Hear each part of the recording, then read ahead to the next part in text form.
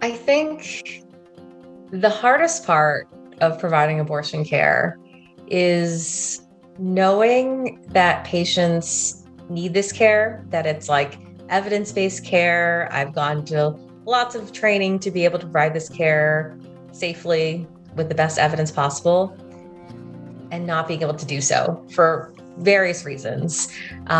It's walking through protesters. Even in New Jersey, there are protesters, and walking through them when they're yelling things at you, and it's demeaning and demoralizing. Sometimes those things are sexist and racist that they are yelling at you. And for me, like, I know I have to do that. Like, that's a thing that I signed up to do, but my patients, it's heartbreaking to think that they walk through that and they have to deal with that.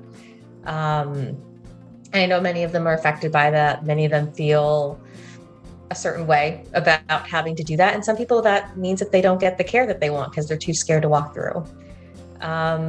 It's frustrating when I'm in systems that don't support abortion care, or I have to like justify people's abortions, whether that's like hospital administration or a nurse or, an anesthesiologist or whoever's involved in the care.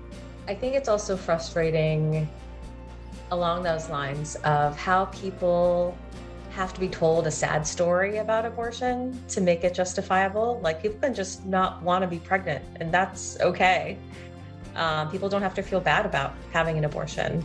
But I feel like often when I'm having conversations, it's hard to have that nuanced conversation because more people are okay with sad stories. And I get that. And that's, we need to find middle ground for people to understand why it's important for everyone to have access to care.